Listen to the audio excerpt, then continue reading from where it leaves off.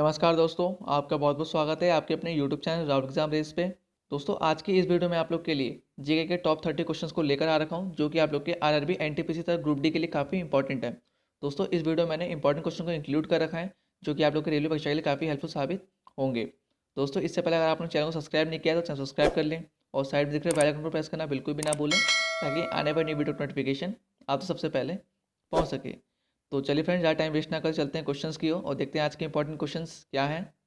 तो क्वेश्चन दोस्तों, निम्नलिखित में से इंडियन इंस्टीट्यूट ऑफ साइंस कहाँ पर स्थित है? तो बताइए फ्रेंड्स, यहाँ पर राइट आंसर क्या हो जाएगा? तो जो राइट आंसर आप लोग का ऑप्शन नंबर 4 होगा। ठीक है, बेंगलुरु में। तो इंडियन इंस्टीट्यूट ऑफ साइंस है वो बेंगलुरु में स्थित है। ठीक है, और उसकी स्थापना कब हुई थी? तो 27 मई 1909। ठीक है दोस्तों, 27 मई 1909 में इसकी स्थापना हुई थी। और दोस्तों, एक क्वेश्चन और बनता है कि इलेक्ट्रॉनिक नगर के नाम से किससे जाना जाता है? तो दोस्तों, बेंगलुरु को। ठीक है, ध्यान रखिएगा। चलिए अगले क्वेश्चन की ओर बढ़ते हैं।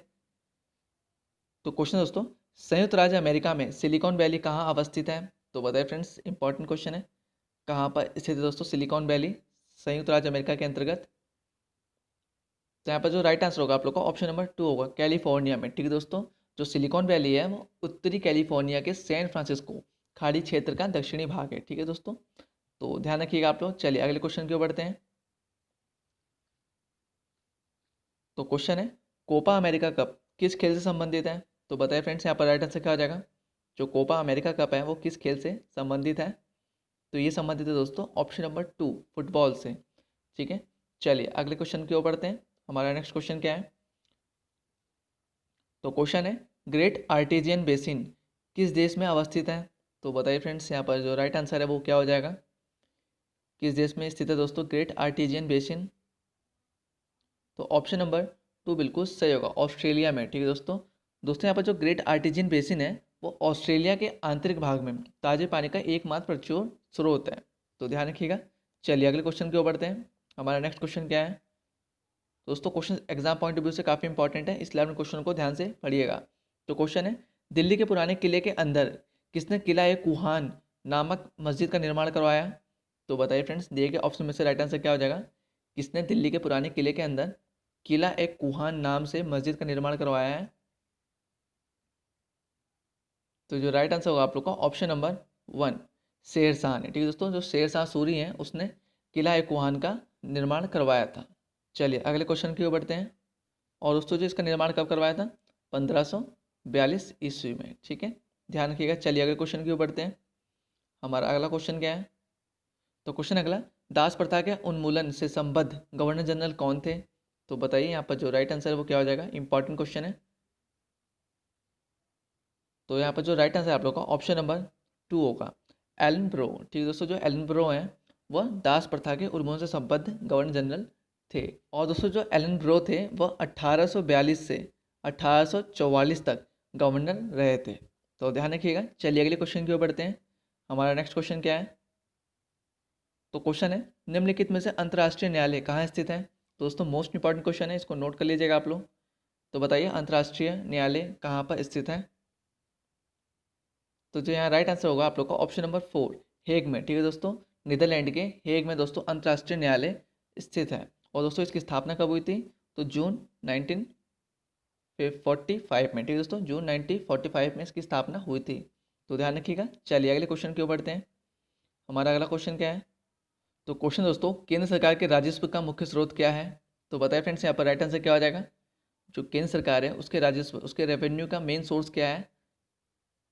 तो यहाँ दिए गए ऑप्शन में से जो राइट आंसर होगा आप लोग का ऑप्शन नंबर 2 होगा, केंद्र सरकार के राजस्व का जो मुख्य स्रोत है दोस्तों वो है निगम कर, कॉर्पोरेशन टैक्स।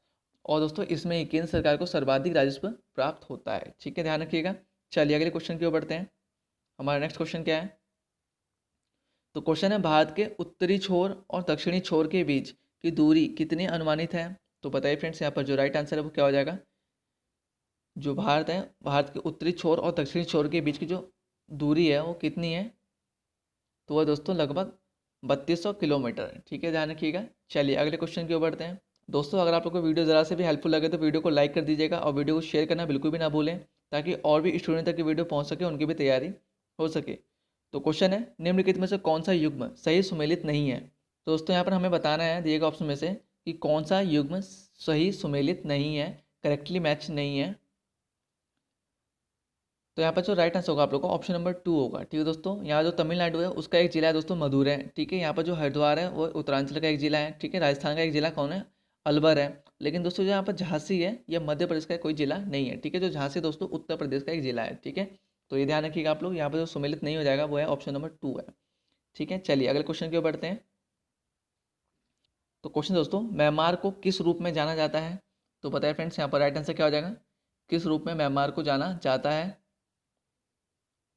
तो यहाँ पर जो राइट आंसर होगा आप लोग का ऑप्शन नंबर 1 होगा, सुदूर पूर्व का धान का कटोरा के रूप में दोस्तों म्यांमार को जाना जाता है।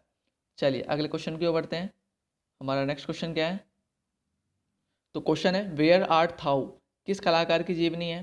दोस्तों बताइए, इंपॉर्टेंट क्वेश्चन है, किस कलाकार की बायोग्राफी है दोस्तों वेयर आर्ट थाउ। तो यहाँ पर जो राइट आंसर होगा आप लोग का ऑप्शन नंबर 1 होगा, एम.एफ. हुसैन की है। ठीक है दोस्तों, एम.एफ. हुसैन की जो बायोग्राफी है दोस्तों वो कौन सी है, वेयर आर्ट थाउ। तो ध्यान रखिएगा। चलिए अगले क्वेश्चन की ओर बढ़ते हैं। हमारा अगला क्वेश्चन क्या है, तो क्वेश्चन दोस्तों, विश्व पर्यावरण दिवस कब मनाया जाता है। तो दोस्तों बहुत ही ईजी क्वेश्चन है और काफ़ी लोग को पता भी होगा इसका आंसर, और एग्जाम में काफ़ी बार देखने को मिल जाता है।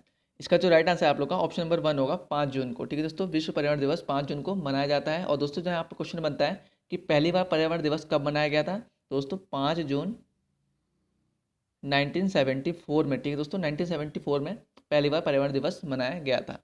तो ध्यान रखिएगा। चलिए अगले क्वेश्चन की ओर बढ़ते हैं। हमारा अगला क्वेश्चन क्या है, तो क्वेश्चन अगला, तीरंदाजी निम्नलिखित में से किस देश का राष्ट्रीय खेल है। तो दोस्तों बताना है हमें यहाँ दिए गए ऑप्शन में से किस देश का राष्ट्रीय खेल है तीरंदाजी। तो यहाँ जो राइट आंसर है आप लोग का ऑप्शन नंबर 3 होगा, भूटान का। ठीक है दोस्तों, और बात करते हैं भूटान की, इसकी राजधानी क्या है दोस्तों, थिम्पू, और करेंसी क्या है दोस्तों, नेगोल्ट्रम। ठीक है दोस्तों, नेगोल्ट्रम क्या है, यहाँ की करेंसी है। तो ध्यान रखिएगा, दोनों क्वेश्चंस इंपॉर्टेंट है। चलिए अगले क्वेश्चन की ओर बढ़ते हैं। हमारा अगला क्वेश्चन क्या है, तो क्वेश्चन है निम्न में से कौन सा भारतीय संविधान का प्रस्तावना का एक भाग नहीं है। तो बताइए फ्रेंड्स, दिए गए ऑप्शन में से राइट आंसर क्या हो जाएगा, कौन सा ऑप्शन भारतीय संविधान का प्रस्तावना का एक भाग नहीं है। तो यहाँ पर ऑप्शन नंबर 4 फेडरलिज्म जो है दोस्तों वो भारतीय संविधान का प्रस्तावना का एक भाग नहीं है। तो चलिए अगले क्वेश्चन की ओर बढ़ते हैं। हमारा अगला क्वेश्चन है, कागज की मुद्रा जारी करने वाला पहला देश कौन था। तो बताइए फ्रेंड्स, यहाँ पर राइट आंसर क्या हो जाएगा, कौन सा देश कागज की मुद्रा जारी करने वाला पहला देश था। तो वो था दोस्तों ऑप्शन नंबर 3, चीन। ठीक है, ध्यान रखिएगा। चलिए अगले क्वेश्चन की ओर बढ़ते हैं। हमारा नेक्स्ट क्वेश्चन क्या है, तो क्वेश्चन अगला, हर्षवर्धन द्वारा रचित नाट्य निम्न में से कौन सा है। तो बताइए फ्रेंड्स, यहाँ पर दिए गए ऑप्शन में से राइट आंसर क्या हो जाएगा, हर्षवर्धन द्वारा रचित नाटक कौन सा है दोस्तों, वो है ऑप्शन नंबर 3, रत्नावली। ठीक है दोस्तों, और इसके अलावा दोस्तों हर्षवर्धन के द्वारा रचित नाटक कौन कौन से हैं, वो है प्रियदर्शिका, नागानंद। तो दोस्तों ये भी क्या है, हर्षवर्धन के द्वारा रचित नाटक हैं। तो इनको भी ध्यान रखिएगा आप लोग। चलिए अगले क्वेश्चन की ओर बढ़ते हैं।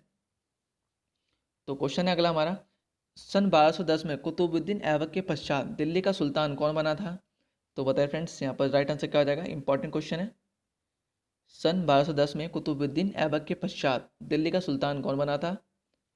तो दिए गए ऑप्शन में से जो राइट आंसर है आप लोग का ऑप्शन नंबर 4 है, इल्तुतमिश। ठीक है दोस्तों, जो इल्तुतमिश है वो 1210 से 1236 तक दिल्ली की गद्दी पर बैठा था। तो ध्यान रखिएगा। चलिए अगले क्वेश्चन की ओर बढ़ते हैं। हमारा अगला क्वेश्चन क्या है, तो क्वेश्चन है, मेरा जीवन ही मेरा संदेश है वाक्य किस राजनेता की जयंती पर जारी एक विशेष डाक टिकट पर अंकित है। तो बताइए यहाँ पर जो राइट आंसर है क्या हो जाएगा। तो यहाँ पर ऑप्शन नंबर 3 बिल्कुल सही होगा, महात्मा गांधी जी की। ठीक है दोस्तों, ये मेरा जीवन ही मेरा संदेश है, ये जो वाक्य है दोस्तों महात्मा गांधी जी के जयंती पर जारी एक विशेष डाक टिकट पर अंकित है। तो ध्यान रखिएगा क्वेश्चंस को। चलिए अगले क्वेश्चन की ओर बढ़ते हैं। दोस्तों अगर आप लोगों ने अभी तक जीके के पुरानी वीडियो को नहीं देखा है तो वीडियो को ज़रूर देखें। वीडियो का लिंक मैं डिस्क्रिप्शन बॉक्स में दे दूंगा, जहाँ से आप दोस्तों वीडियो को देख सकते हैं और अपनी तैयारी को बेहतर बना सकते हैं। तो क्वेश्चन दोस्तों, 11 दिसंबर 1946 को किसे संविधान सभा का स्थायी अध्यक्ष चुना गया था। तो बताइए फ्रेंड्स, इंपॉर्टेंट क्वेश्चन है, किसे 11 दिसंबर 1946 को संविधान सभा का स्थायी अध्यक्ष चुना गया था। तो वो थे दोस्तों option number 2, doctor Rajendra Prasad. ठीक है दोस्तों, और दोस्तों किसे संविधान सभा में अस्थायी अध्यक्ष चुना गया था, तो वो थे दोस्तों डॉक्टर सच्चिदानंद सिन्हा। तो ध्यान रखिएगा। चलिए अगले क्वेश्चन की ओर बढ़ते हैं। हमारा नेक्स्ट क्वेश्चन क्या है, तो क्वेश्चन अगला, बेलुरु किस नदी के तट पर स्थित है। तो बताइए फ्रेंड्स, यहाँ पर राइट आंसर क्या हो जाएगा, किस नदी तट पर बेलुरु स्थित है। तो यहाँ पर जो सही उत्तर होगा ऑप्शन नंबर 3 होगा। ठीक है दोस्तों, जो बेलुरु है दोस्तों वो कर्नाटक राज्य के हासन जिले में, ठीक है दोस्तों, कर्नाटक राज्य के हासन जिले में यागची नदी पर स्थित है, ठीक है दोस्तों, यागची नदी पर स्थित है, ध्यान रखिएगा, इंपॉर्टेंट क्वेश्चन है। चलिए अगले क्वेश्चन की ओर बढ़ते हैं। तो क्वेश्चन है, मुंडा जनजाति भारतवर्ष में कहाँ पाई जाती है? तो बताइए फ्रेंड्स, ये कल का आप लोगों को सरप्राइज क्वेश्चन था, तो आज इसको हम कवर कर लेंगे। तो बताइए जो मुंडा जनजाति है भारतवर्ष में कहाँ पाई जाती है? तो दिए गए ऑप्शन में से ऑप्शन नंबर 4 बिल्कुल सही होगा, झारखंड में, ठीक है दोस्तों, झारखंड में मुंडा जनजाति पाई जाती है। चलिए अगले क्वेश्चन की ओर बढ़ते हैं। तो क्वेश्चन है हमारा अगला, एशिया में अंतर पर्वतीय पठार निम्न में से कौन सा है? तो बताइए फ्रेंड्स, यहाँ पर जो राइट आंसर है वो क्या हो जाएगा? एशिया में अंतर पर्वतीय पठार में से कौन सा पठार स्थित है? तो ऑप्शन नंबर 3 बिल्कुल सही होगा, तिब्बत का पठार है, ठीक है, ध्यान रखिएगा। चलिए अगले प्रश्न की ओर बढ़ते हैं। तो क्वेश्चन है हमारा अगला, वह कौन सा प्रथम भारतीय था जो ब्रिटिश संसद के लिए निर्वाचित हुआ? तो बताइए फ्रेंड्स, इंपॉर्टेंट क्वेश्चन है, इसको नोट डाउन कर लीजिएगा आप लोग। वह कौन सा प्रथम भारतीय था जो ब्रिटिश संसद के लिए निर्वाचित हुआ था? तो यहाँ पर जो राइट आंसर है आप लोग का ऑप्शन नंबर 3, दादा भाई नेरोजी, ठीक है, ध्यान रखिएगा आप लोग। चलिए अगले क्वेश्चन की ओर बढ़ते हैं। तो क्वेश्चन अगला, यजुर्वेद में यजुर शब्द का क्या अर्थ है? तो बताइए फ्रेंड्स, दिए गए ऑप्शन में से राइट आंसर क्या हो जाएगा? हमें बताना है जो यजुर्वेद है, इस शब्द में दोस्तों जो यजुर है, इस शब्द का क्या अर्थ है? तो इस शब्द का दोस्तों ऑप्शन नंबर 1 समर्पण, ठीक है दोस्तों, यजुर्वेद में जो यजुर शब्द यूज किया गया है उसका अर्थ क्या है दोस्तों? समर्पण। तो ध्यान रखिएगा। चलिए अगले क्वेश्चन की ओर बढ़ते हैं। तो क्वेश्चन अगला, बिंबसार के समय में मगध की राजधानी कौन सी थी? तो बताइए फ्रेंड्स, यहाँ पर राइट आंसर क्या हो जाएगा? बिंबसार के समय में जो मगध की राजधानी थी वो कौन सी थी?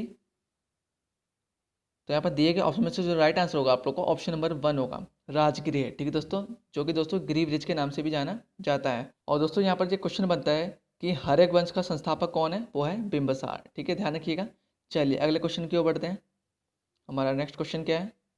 तो क्वेश्चन है, संविधान के किस अनुच्छेद में संसद को संविधान में संशोधन करने का अधिकार प्रदान किया गया है? तो बताए फ्रेंड्स, यहाँ पर राइट आंसर क्या हो जाएगा? तो दोस्तों यहाँ पर राइट आंसर क्या होगा आप लोग का ऑप्शन नंबर 2, संविधान के भाग 20 के अंतर्गत दोस्तों अनुच्छेद 368 के अंतर्गत संविधान में दोस्तों संशोधन करने का अधिकार प्रदान किया गया है, ठीक है, ध्यान रखिएगा आप लोग, ऑप्शन नंबर 2 बिल्कुल सही होगा, 368। चलिए अगले क्वेश्चन की ओर बढ़ते हैं। हमारा नेक्स्ट क्वेश्चन क्या है? तो क्वेश्चन है, किस विश्व विरासत स्थल में ली कार्बुजिए की वास्तुशिल्प स्थित है? तो बताइए फ्रेंड्स, यहाँ पर राइट आंसर क्या हो जाएगा? कहाँ पर दोस्तों ली कार्बुजिए के वास्तुशिल्प स्थित है? तो ये स्थित है दोस्तों ऑप्शन नंबर 2, चंडीगढ़ में, ठीक है, ध्यान रखिएगा। चलिए अगले क्वेश्चन की ओर बढ़ते हैं। दोस्तों क्वेश्चन है, नाट्यशास्त्र जो हिंदुस्तानी क्लासिकल नृत्य का अहम जरिया है, डैश ने लिखा है? तो बताइए फ्रेंड्स, यहाँ पर राइट आंसर क्या हो जाएगा? जो नाट्यशास्त्र है ये किसके द्वारा लिखी गई है? तो यहाँ जो राइट आंसर है आप लोग को ऑप्शन नंबर 1 होगा, भरत मुनि के द्वारा नाट्यशास्त्र लिखी गई है। चलिए अगले क्वेश्चन की ओर बढ़ते हैं। हमारा नेक्स्ट क्वेश्चन क्या है? तो क्वेश्चन अगला, भारत में पहली बार निर्वाचित लोकसभा कब अस्तित्व में आई थी?